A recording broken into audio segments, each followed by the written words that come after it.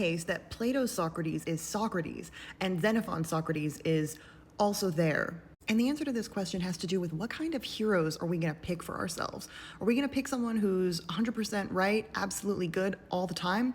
Or are we going to pick someone who's like a little dangerous? Most of the time, you're going to see Xenophon Socrates giving advice. He's not so much a philosopher as in someone seeking wisdom as a person who's already wise. He's kind of like the guy in town that you go to when you have a problem. He knows the right answers, and generally, if you're getting annoyed with him, it's because you're really annoyed with yourself that you're wrong, and he's telling you you're wrong. And that's all well and good, but there are a million guys like that. Plato's Socrates, on the other hand, he's the one who Alcibiades describes as there's no one else like him. You could think of any hero from myth or general or warrior, and you would never be able to find someone who is the model for Socrates. He is his own model. And he's the guy now who millions of guys compare themselves to, and no one is ever gonna come close to the actual Socrates. Wow, Emily, you're sure talking a big talk about how special Plato's Socrates is. Well, what does he actually do that's all that special? I'll give you a couple examples. The oracle at Delphi said he was the wisest man in Athens, and he went bet and spent the rest of his life trying to prove the prophecy wrong. He's the bravest guy on the battlefield. He uses the battlefield as his catwalk. He struts, he swaggers, and no one touches him.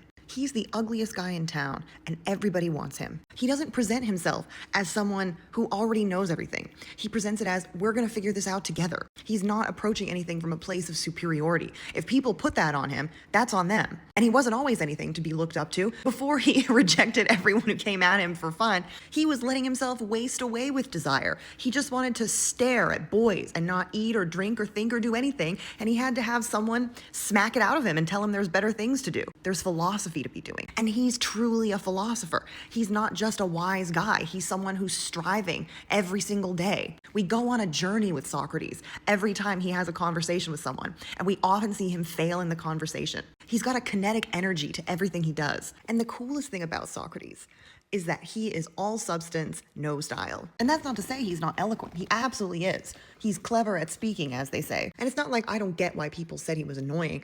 You know, like just never letting anything go, has to bring the argument as far as it'll go before someone like threatens to beat him up or whatever, because he just like can't sit with someone having an idea that doesn't make sense or like can't be reasoned out. Not the best habit to have.